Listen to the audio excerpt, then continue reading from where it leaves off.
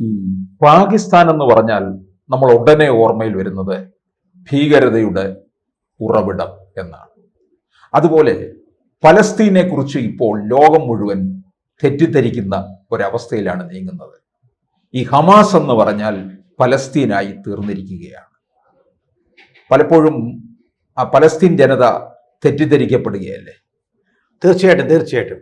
ഇപ്പോൾ നമ്മൾ കേൾക്കുന്നുണ്ട് യൂറോപ്യൻ രാജ്യങ്ങളിൽ പലതും, ഫ്രാൻസ്, ബ്രിട്ടൻ, അങ്ങനെ ഓരോരോ രാജ്യങ്ങളായിട്ട്, ഓസ്ട്രേലിയ രാജ്യങ്ങളൊക്കെ പലസ്തീനെ അംഗീകരിച്ചു എന്ന് പറയുമ്പോൾ നമ്മളെല്ലാം വിചാരിക്കുന്നത്, നമ്മുടെ ആൾക്കാരും വിചാരിക്കുന്നത് ഹമാസിനെ അംഗീകരിച്ചു. വളരെ തെറ്റായിട്ടുള്ളൊരു ധാരണയാണ്. കാരണം ഹമാസ് എന്ന് പറയുന്നത് ഒരു ഭീകര സംഘടനയാണ്. ഭീകരവാദത്തിൽ മാത്രം മുഴുകി കഴിയുന്ന ഇസ്രായേൽ എന്ന് പറയുന്ന ഒരു രാജ്യം ഈ ഭൂമുഖത്ത് ഉണ്ടാവരുതെന്ന് ആഗ്രഹിക്കുന്ന ഒരു രാജ്യമാണ്. പ്രത്യേകിച്ചും പശ്ചിമേഷ്യയിൽ ഒരു അനിസ്ലാമിക രാജ്യം ഉണ്ടാവാൻ പാടുന്നില്ലെന്നുള്ള രീതിയിൽ ഇസ്രായേലിനെ ഇല്ലാതാക്കാൻ വേണ്ടി, അതിൻ്റെ അനിഹിലേഷന് വേണ്ടിയിട്ട്, എലിമിനേഷന് വേണ്ടിയിട്ട് ശ്രമിക്കുന്ന ഒരു സംഘടന മാത്രമാണത്, രാജ്യമല്ല. പിന്നെ ഏതാണ് പാലസ്തീൻ? ഇവരൊക്കെ പാലസ്തീൻകാരാണ്, കാര്യം ശരി തന്നെ. പക്ഷേ പാലസ്തീൻ എന്നൊരു രാജ്യം ഇപ്പോഴും ഉണ്ട്, പലരും അംഗീകരിക്കുന്നില്ല. എങ്കിലും പാലസ്തീൻ എന്ന് പറഞ്ഞാൽ യാസർ അറാഫത്തിന്റെ നേതൃത്വത്തിൽ പാലസ്തീൻ ലിബറേഷൻ ഓർഗനൈസേഷൻ,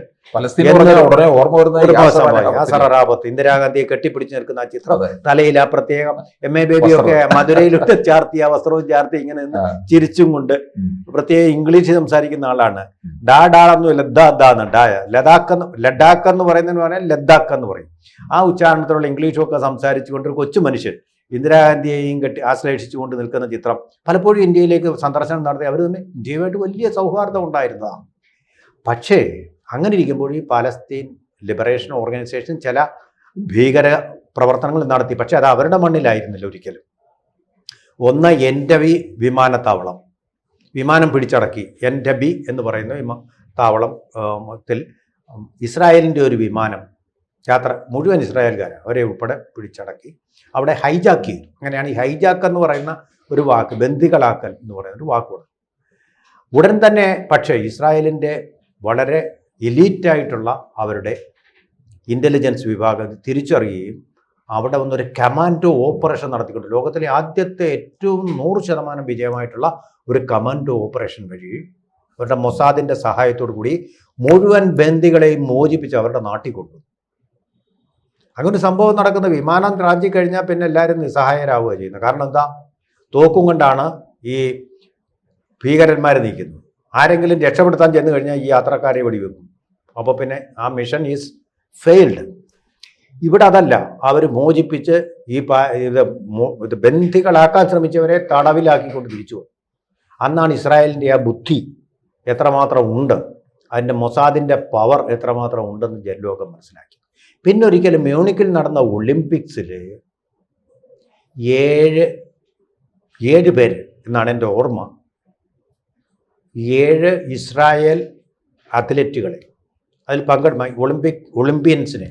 ഒളിമ്പിക്സ് മത്സരത്തിൽ പങ്കെടുക്കാൻ വന്ന 7 പേര്, അവർ ഓരോ ഗ്രാമത്തിലാണ്, സ്പോർട്സ് വില്ലേജ് എന്നും പറഞ്ഞ് ഓരോ ഗ്രാമം, ഓരോ രാജ്യത്തിനും ഓരോ പ്രത്യേക ഭാഗം, അവിടെ ചെന്നിട്ട് PLOയുടെ ആൾക്കാർ 7 പേരെ കൊന്നു.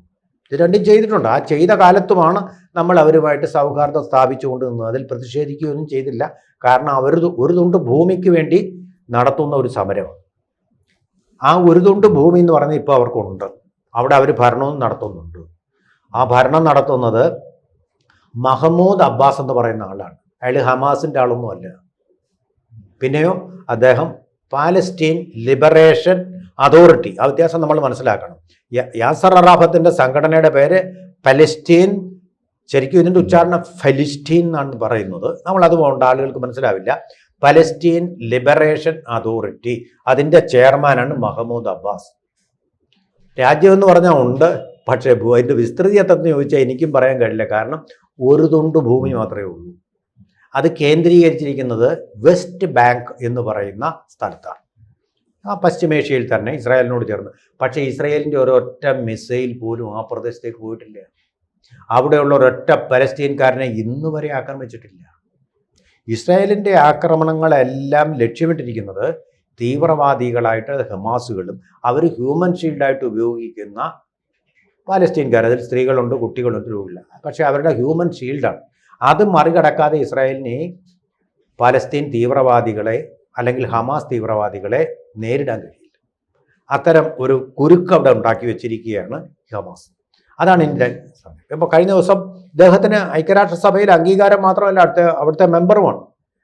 ഐക്യരാഷ്ട്ര സഭയിൽ കഴിഞ്ഞ ദിവസം ഡൊണാൾഡ് ട്രംപ് സംസാരിച്ചല്ലോ, അതേ വേദിയിൽ തന്നെ ഈ മഹ്മൂദ് അബ്ബാസും സംസാരിച്ചു. അദ്ദേഹം സംസാരിച്ചത് എന്താണെന്ന് വളരെ ശ്രദ്ധിക്കേണ്ട, വളരെ ലോക വാർത്താ പ്രാധാന്യമുള്ള സംഭവം. അദ്ദേഹം പറഞ്ഞത് പ്രധാനപ്പെട്ട കാര്യം ഇതാണ്: ഹമാസ് എന്ന് പറയുന്ന ഈ തീവ്രവാദികൾ, നമ്മൾ ഈ ചുവപ്പ് പരവതാനിയൊക്കെ കൊടുത്ത് മലപ്പുറത്ത് സംസാരിപ്പിച്ചവർ ഉൾപ്പെടെയുള്ളവർ ആയുധം വെച്ച് കീഴടങ്ങണം. ഛത്തീസ്ഗഡിലെ നമ്മുടെ മാവോവാദികളെ പോലെ അവർ കീഴടങ്ങണം. അവരെ ഇസ്രായേലിൽ പോയി ബന്ദികളെ പിടിച്ചു കെട്ടിക്കൊണ്ടുവന്നതിന് ഞങ്ങൾ ഉത്തരവാദികളല്ല, ഞങ്ങൾ അതിനെ അനുകൂലിക്കുന്നില്ല. അതുപോലെ മറ്റൊരു കാര്യം മറുവശത്തും കൂടി പറഞ്ഞു: എല്ലാ രാജ്യങ്ങളും പലസ്തീൻ രാജ്യത്തെ അംഗീകരിക്കണം. അത് ഹമാസ് ഉള്ള പലസ്തീൻ അല്ല, ഹമാസ് ഇല്ലാത്ത പലസ്തീനാണ്. പക്ഷേ ഈ ഹമാസ് എന്നുള്ള രീതിയിൽ മുദ്ര കുത്തപ്പെട്ടിരിക്കുകയല്ലേ പലസ്തീൻ? അതെ, ഐഡന്റിഫൈ, നമ്മുടെ ഒരു തെറ്റിദ്ധാരണയാണ്. ഇത് രണ്ടും ഒന്നാണെന്ന് നമ്മൾ ഐഡന്റിഫൈ ചെയ്തു. അങ്ങനെയാണ് ഈ കേരളത്തിലും ചില പുരോഗമന ചിന്താഗതിക്കാര് ഇടതുപക്ഷം കൊണ്ട് നടക്കുന്നത്. അങ്ങനെയാണ്, കറക്റ്റ്, അങ്ങനെയാണ് ഇത് ഇവിടെ സംഭവിച്ചുകൊണ്ടിരിക്കുന്നത്. അപ്പോൾ നമ്മൾ വലിയൊരു തെറ്റിദ്ധാരണ, പലസ്തീനും ഹമാസും ഒന്നാണെന്ന് നമ്മൾ വിചാരിക്കുക. ഈ ഹമാസിനോടൊപ്പം പറയാവുന്ന ആൾക്കാർ ഹൂത്തികൾ, അതുപോലെ ഹെസ്ബുള്ള, അവരൊരു രാജ്യമല്ല. ഇവരോടായിരുന്നു ഇസ്രായേൽ യുദ്ധം ചെയ്തത്. കറക്റ്റ്. നമ്മുടെ രാജ്യത്തെ അൽ-ഖ്വയ്ദയൊക്കെ നമുക്കറിയാമല്ലോ, ലഷ്കർ ഇ തൊയ്ബ, അതുപോലുള്ള ഒരു സംഘടനയാണ് ഈ ഹമാസ്. അവരുടെ ആണ് ഇസ്രായേൽ തീർക്കുന്നത്, അല്ല പലസ്തീൻ രാജ്യത്തെ അല്ല. അവരിലുള്ള തലവന്മാരെയൊക്കെയാണ് ഈ ഖത്തറിൽ വെച്ച് സംരക്ഷിച്ചു. അല്ല, പലസ്തീൻ ലിബറേഷൻ അതോറിറ്റിയുടെ ഒറ്റയാളിനെ അവർ ഇന്നുവരെ ഒന്നും ചെയ്തിട്ടില്ലെന്നുള്ള ബോധ്യം തെറ്റിദ്ധരിപ്പിക്കുകയാണ്. മറിച്ച് തെറ്റിദ്ധരിപ്പിക്കുകയും കൂടാണ് ചെയ്തുകൊണ്ടിരിക്കുന്നത്. ഈ ഇസ്രായേലുകാരെല്ലാം ഈ പാലസ്തീൻ രാഷ്ട്രത്തിനെ നശിപ്പിച്ചുകൊണ്ടിരില്ല. ഈ അംഗീകരിക്കുന്നതിനോട് ഇസ്രായേലിന് യോജിപ്പില്ലെന്നുള്ളത് വേറൊരു കാര്യം. അമേരിക്കയ്ക്ക് യോജിപ്പില്ല. പക്ഷെ എല്ലാ രാഷ്ട്രങ്ങളും അംഗീകരിക്കുന്നത് ഹമാസിനെ അല്ല, മറിച്ച് പാലസ്തീൻ ലിബറേഷൻ അതോറിറ്റിയാണ്. അവരാണ് അവരെ അംഗീകരിക്കാതിരുന്നിട്ട് കാര്യം. ഇന്ത്യ പണ്ടേ തന്നെ അംഗീകരിച്ചതാണ് ഇവരെ, വളരെ വർഷങ്ങൾക്ക് മുമ്പ് തന്നെ അംഗീകരിച്ചിട്ടുള്ളവരാണ്. പക്ഷെ സന്ദർശനമൊന്നും ഇപ്പം നടക്കുന്നില്ല. മോദിയുടെ കാലത്ത് അവരുമായിട്ടുള്ള സന്ദർശനങ്ങൾ നടക്കുന്നില്ല. അത് നയതന്ത്രപരമായിട്ടുള്ള കാര്യങ്ങളായിരിക്കാം. അപ്പോൾ അവർക്ക് PLA എന്ന് പറയുന്ന ഒരു രാഷ്ട്രമുണ്ട്, അവർക്ക് മഹ്മൂദ് അബ്ബാസ് എന്ന് പറയുന്ന ഒരു രാഷ്ട്ര നായകനുമുണ്ട്. അവരുടെ അനുവാദം കൂടാതെ, അനുമതിയില്ലാതെ സ്വന്തമായിട്ട് നടത്തുന്ന ഒരു തീവ്രവാദ പ്രവർത്തനമാണ് ഹമാസ് നടത്തിക്കൊണ്ടിരിക്കുന്നത്. ഇപ്പം എന്തായാലും കഴിഞ്ഞ തവണ അമേരിക്കൻ പ്രസിഡന്റ് ട്രംപ് ഇതേ വേദിയിൽ, അതായത് മഹ്മൂദ് അബ്ബാസ് സംസാരിച്ച അതേ വേദിയിൽ നിന്നുകൊണ്ട് ഗാസ പ്രശ്നത്തിൽ, വെസ്റ്റ് ബാങ്ക് പ്രശ്നമല്ല പറയുന്നത്, ഗാസ പ്രശ്നത്തിൽ ഉടൻ ഒരു തീരുമാനം ഉണ്ടാകും എന്ന് അദ്ദേഹം പറഞ്ഞിരിക്കുകയാണ്. അറബ് രാജ്യങ്ങൾ, അവരെല്ലാം അവിടെ വെച്ച് കാണാമല്ലോ ഐക്യരാഷ്ട്രസഭയിൽ, അവരുമായി നടത്തിയ ചർച്ചകളെ തുടർന്ന് അതിനൊരു തീരുമാനം ഉടൻ ഉണ്ടാകുമെന്ന് പറഞ്ഞിരിക്കുകയാണ്. അപ്പോൾ വളരെ സങ്കീർണമായിട്ടുള്ളൊരു പ്രശ്നമാണ്, അതിന് തീരുമാനം ഉണ്ടാവും. അത് മിക്കവാറും എനിക്ക് തോന്നുന്നത് ഈ ഗാസ പ്രദേശം മുഴുവനായിട്ടും പലസ്തീൻ ലിബറേഷൻ അതോറിറ്റിയുടെ കൈകളിൽ വെച്ചു കൊടുത്തുകൊണ്ടുള്ള പരിഹാരം, അതുപോലെ തീവ്രവാദികളെ മുഴുവൻ അവിടുന്ന് മാറ്റാതെ സമാധാനം അവിടെ ഉണ്ടാവുകയില്ല. അല്ലെങ്കിൽ ഈ മഹ്മൂദ് അബ്ബാസിനെ തന്നെ അവർ കൊല്ലും. ആര്? ഹമാസ്. അങ്ങനെയൊന്നും അവർ കൊല്ലും കൊലയുമായിട്ട് നടക്കുന്നത് സന്തോഷം കണ്ടു. നമ്മളൊക്കെ ഈ ജനാധിപത്യം എന്നൊക്കെ പറഞ്ഞ് നടക്കുന്ന ഒരു സംസ്കാരവും സിവിലൈസേഷനും നമുക്കുള്ളത് കൊണ്ടാണ്. മറ്റവർക്ക് അങ്ങനെയല്ല. അത് വ്യത്യാസം മനസ്സിലാക്കും. ഗോത്ര സംസ്കാരമാണ്. ആരാണോ ശക്തൻ മറ്റവൻ്റെ കഴുത്ത് വെട്ടുന്നു, ആ രാജ്യം കൂടെ അതിൻ്റെ അധിപനാകും. ആ രീതിയിലാണ്. ഇപ്പം മതം കൂടെ വന്നിട്ടുള്ളത് കൊണ്ട് എതിർ മതത്തിൽ ആരാണോ അവനെ ഞാൻ കൊല്ലുക, എന്നിട്ട് അങ്ങനെ ചെയ്തു കഴിഞ്ഞാൽ എൻ്റെ മതം പറയുന്നത് എനിക്ക് സ്വർഗത്തിലേക്ക് പോകാം. അതൊരു ജിഹാദായിട്ട് ഞാൻ കണക്കാക്കുക. പണ്ടത്തെ ഗോത്രത്തിൽ ശക്തിയുള്ളവൻ, മൈറ്റ് ഈസ് റൈറ്റ് എന്നുള്ള ഇതിന് പകരം ഇപ്പോൾ റിലിജിയൻ ഈസ് മൈറ്റ്. അവിടെ ശക്തമായിട്ടുള്ളൊരു മതമാണ്. അതിൻ്റെ ഇത് വെച്ചുകൊണ്ട് വിജയിക്കുക, എതിരാളിയെ കൊല്ലുക. അതാണ് ആ കശാപ്പുശാലയായിട്ട് മാറിയിരിക്കുന്നത് പലസ്തീൻ.